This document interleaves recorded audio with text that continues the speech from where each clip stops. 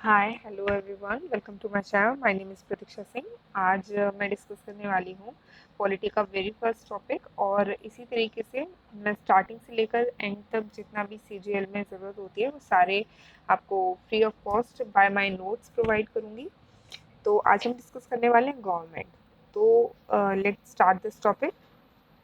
तो गवर्नमेंट जो है, गवर्नमेंट को हम थ्री टाइप्स में डिवाइड कर सकते हैं। किस तरीके से? Central government, state government and local government. तो सेंट्रल गवर्नमेंट, स्टेट गवर्नमेंट और लोकल गवर्नमेंट हमें पता ही है। सेंट्रल गवर्नमेंट रन कहाँ से करती है? सेंट्रल गवर्नमेंट रन करती है पार्लियामेंट से। इसी तरीके से स्टेट गवर्नमेंट स्टेट लेजिस्लेचर से, और लोकल गवर्नमेंट जो है वो पंचायत या म्यूनिसिपैलिटी से रन करती है। ठीक है। अब पार्लियामेंट किस किस से मिलकर बनता है? तो पार्लियामेंट जो है, तीन चीज़ें इंपॉर्टेंट होती हैं। दैट इज प्रेसिडेंट पार्लियामेंट का पार्ट होता है, लोकसभा जिसे हम हाउस ऑफ पीपल भी बोलते हैं, और राज्यसभा जिसे हम काउंसिल्स ऑफ स्टेट भी बोलते हैं। नेक्स्ट अगर हम बात करें तो स्टेट लेजिस्लेचर आता है। स्टेट लेजिस्लेचर से हमारी जो स्टेट गवर्नमेंट है वो रन करी जाती है। तो स्टेट लेजिस्लेचर के अंदर भी तीन इम्पोर्टेंट पार्ट हैं इसके, जो कि है गवर्नर। गवर्नर स्टेट लेजिस्लेचर का पार्ट है। नेक्स्ट है विधानसभा, जिसे हम हिंदी में विधानसभा और इंग्लिश में स्टेट लेजिस्लेटिव असेंबली बोलते हैं। नेक्स्ट है विधान परिषद, जिसे हम स्टेट लेजिस्लेटिव काउंसिल बोलते हैं। अच्छा, जो लोकसभा के जो मेंबर होते हैं यानी house of people, and Rajya Sabha के जो मेंबर होते हैं काउंसिल्स ऑफ स्टेट, इनके मेंबर्स को हम बोलते हैं एमपी यानी मेंबर ऑफ पार्लियामेंट। और स्टेट लेजिस्लेटिव असेंबली के यानी विधानसभा के, और विधान परिषद के यानी कि स्टेट लेजिस्लेटिव काउंसिल्स के मेंबर्स को हम बोलते हैं members of legislative assembly. It means MLA। Next अगर हम बात करें तो गवर्नमेंट, लोकल गवर्नमेंट की, तो लोकल गवर्नमेंट के अंदर अंडर दो आते हैं, पंचायत एंड म्यूनिसिपैलिटी। पंचायत होती है गांव के लिए, मीन्स विलेज साइड के लिए। म्यूनिसिपैलिटी होती है टाउन में यानी शहरों में।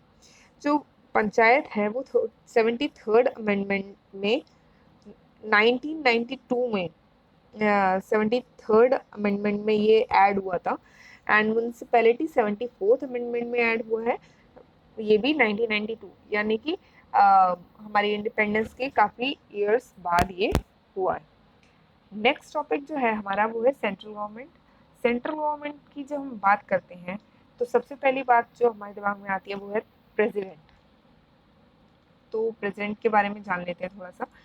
तो प्रेसिडेंट जो है वो पार्ट 5 में डिस्कस किया गया है हमारे कॉन्स्टिट्यूशन के पार्ट 5 में। ये क्वेश्चन बहुत बार आ चुका है, दिस इज इम्पॉर्टेंट।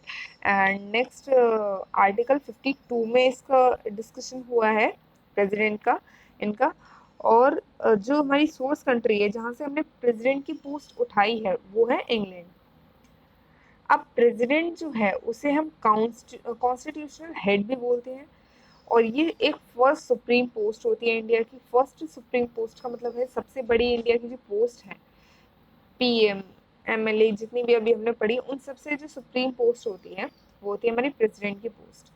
थर्ड चीज़ है फर्स्ट सिटीजन ऑफ इंडिया। अब इंडिया में 135 करोड़ लोग रहते हैं।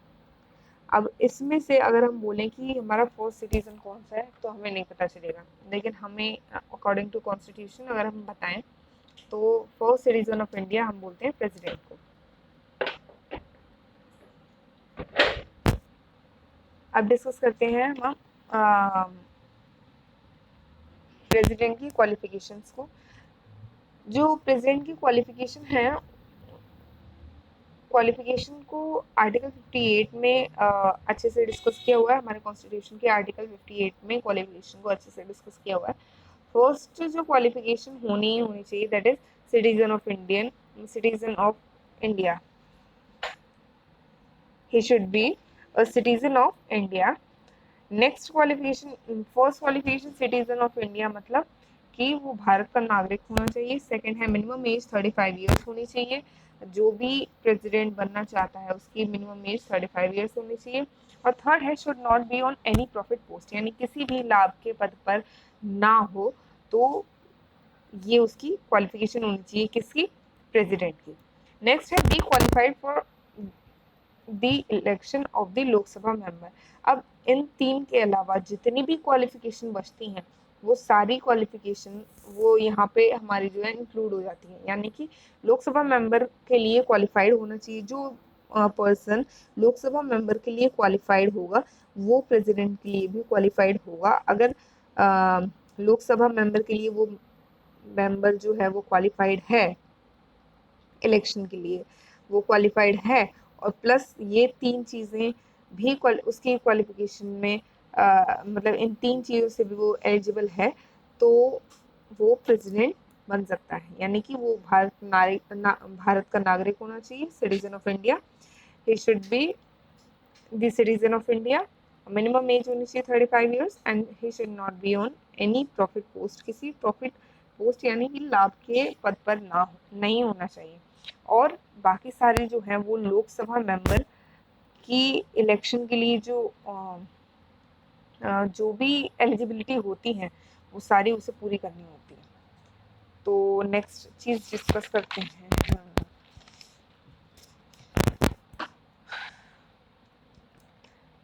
नेक्स्ट है हमारा वोटर ग्रुप। तो कौन कौन वोट करता है हमारे प्रेसिडेंट को? तो वोटर ग्रुप जो है वो होता है लोकसभा, राज्यसभा, विधानसभा। लेकिन एक चीज़ में बहुत ज़्यादा बच्चे गलती करते हैं वो है कि जैसे ही उन्हें दिखता है लोकसभा, राज्यसभा और विधानसभा वो फटाफट से टिक कर देते हैं। लेकिन इन तीनों के अलावा भी एक चीज़ है जो आपको बहुत ज़्यादा ध्यान रखनी है, वो है इलेक्टेड मेंबर्स। लोकसभा, राज्यसभा और विधानसभा की जो इलेक्टेड मेंबर्स हैं सिर्फ वही प्रेसिडेंट के इलेक्शन में प्रेसिडेंट को वोट कर सकते हैं, ठीक है। अदरवाइज वो नहीं कर सकते अगर वो इलेक्टेड मेंबर नहीं है, अगर वो नॉमिनेटेड मेंबर्स हैं तो। नेक्स्ट इज इलेक्शन मेथड कौन सा यूज होता है? तो इलेक्शन मेथड जो है हमारा वो प्रेसिडेंट को चुनने का जो मेथड है वो है प्रोपोर्शनल रिप्रेजेंटेशन, या फिर आपके जो एग्जाम में ऑप्शन मिलेगा आपको वो मिलेगा सिंगल ट्रांसफरेबल वोट। सो ये पूरा नाम है इलेक्शन मेथड का, बट या तो उसमें एग्जाम में आएगा प्रोपोर्शनल रिप्रेजेंटेशन या तो आएगा सिंगल ट्रांसफरेबल वोट। तो इन दोनों में से आपको एक टिक करना होगा। नेक्स्ट हम बात करें इलेक्शन ग्रुप की, तो अभी ये चीज़ मैंने बताई दी है कि सिर्फ इलेक्टेड मेंबर्स ही वोट कर सकते हैं। लोकसभा के इलेक्टेड मेंबर्स, राज्यसभा के इलेक्टेड मेंबर्स और विधानसभा के इलेक्टेड मेंबर्स। नेक्स्ट है हमारा कि प्रेसिडेंट के जो इलेक्शन में डिस्प्यूट यानी विवाद होता है वो किसके द्वारा हैंडल किया जाता है? वो सुप्रीम कोर्ट ऑफ इंडिया के द्वारा हैंडल किया जाता है और सुप्रीम कोर्ट का जो डिसीजन है वो फाइनल डिसीजन माना जाता है। नेक्स्ट हम बात करें इलेक्शन ऑफ प्रेसिडेंट। प्रेसिडेंट की जो इलेक्शन है वो कौन से आर्टिकल में डिस्कस किए गए हैं? तो आर्टिकल 55 में प्रेसिडेंट के इलेक्शन का जिक्र हुआ है, उसमें डिस्कस किए गए हैं।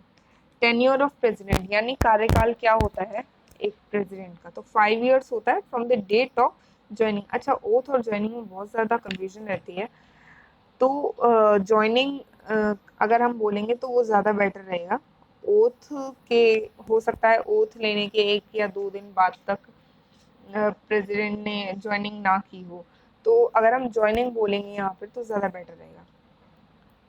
नेक्स्ट है हमारा प्रेसिडेंट को ओथ कौन दिलाता है यानी शपथ कौन दिलाता है? तो प्रेसिडेंट को oath chief justice of India दिलाता है यानी CJI।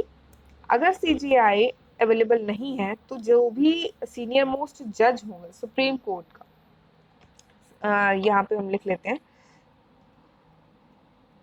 सुप्रीम कोर्ट का सीनियर मोस्ट जज प्रेसिडेंट को ओथ दिलाएंगे, ठीक है। नेक्स्ट अगर हम बात करें प्रेसिडेंट की सैलरी कितनी होती है, तो 5 लाख मंथली होती है यानी 1 महीने की 5 लाख रुपए यानी साल की 60 लाख रुपए। पेंशन की अगर हम बात करें तो पेंशन जो है वो ईयरली दी जाती है, तो जितनी भी सैलरी होती है उसकी 50%, 5 लाख मंथली सैलरी है यानी पूरे साल की बनती है 60 लाख। 60 लाख सैलरी बनती है तो पेंशन कितनी हो जाएगी 30 लाख यानी कि 50% ऑफ द सैलरी। हमारी जो पेंशन है वो सैलरी का 50% होती है। नेक्स्ट अगर हम बात करें रिजिग्नेशन की, यानी अगर प्रेसिडेंट को रिजाइन करना हो तो वो किसके हाथ में रिजिग्नेशन देगा, तो वाइस प्रेसिडेंट ऑफ इंडिया जो होते हैं हमारे, उनके हाथ में रिजिग्नेशन जाएगा प्रेसिडेंट का। नेक्स्ट एक छोटी सी चीज़ और रह गई है कि हमारे इंडिया में यूनियन एग्जीक्यूटिव्स हैं, इनको इन सारी जो पोस्ट हैं इनको हम यूनियन एग्जीक्यूटिव पोस्ट मानते हैं, और इस पे बहुत बार क्वेश्चन दिया है। तो कौन कौन सी पोस्ट है? फर्स्ट है प्रेसिडेंट की, वाइस प्रेसिडेंट की, प्राइम मिनिस्टर की, काउंसिल काउंसिल ऑफ मिनिस्टर्स की and attorney general of India की। सो आज के लिए बस इतना ही। नेक्स्ट हम करेंगे इससे आगे का टॉपिक हम करेंगे नेक्स्ट क्लास में। तब तक के लिए thank you so much for watching and subscribe to my channel.